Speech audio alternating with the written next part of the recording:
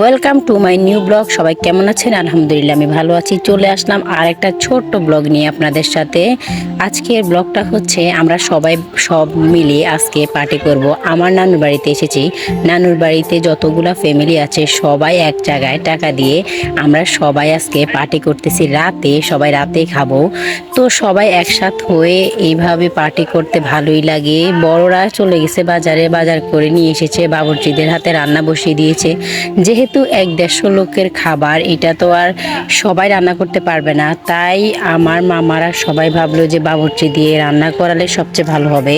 তো বাবুর্চিদেরকে দিয়ে রান্না করতেছে। এখানে সবাই কাটাকুটা করতেছে। আসলে সবাই পরিবারের মতোই আমার নানুর বাড়িতে এখানে আসলে অনেকটাই ভালো লাগে, কারণ সব মানুষ অনেক ভালো, তাদের ভিতরে কোনো হিংসা নেই। দেখেন আমার মামানিদের বাসার সামনে কত সুন্দর ফুল গাছ, অনেক ভালোই লাগে। তো আমার ছেলেকে নিয়ে একটু ফাইজলামি করলাম।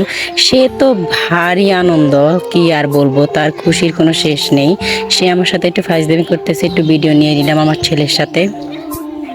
তো আর কি, সবাই রান্না বান্না করা শেষে এখন কি করলো, সবাইকে ঘরে ঘরে দিয়ে দিয়েছে। কারণ কারো ঘরে 10 জন, কারো ঘরে দেখা যায় 8 জন 7 জন এরকম করে।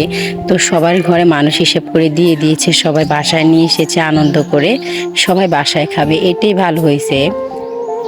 এখন যেহেতু ঈদের সময় সবার ঘরে মেহমান আছে, তাই এই কাজটা করেছে বড়রা, যে সবাই ঘরে যদি দিয়ে দেয় খাবারটা, তাহলে সবাই আনন্দ করে খেতে পারবে। তো আমরা সবাই যে কত মজা করেছি, আনন্দ হয়েছে, সেটা তো আর বলে বোঝাতে পারবো না। সবার সাথে একটু শেয়ার করলাম, সবাই ভারী মজা করেছি। দেখেন আমার তো কোনো আনন্দ শেষ নেই, আমি তো অনেক আনন্দ করেছি।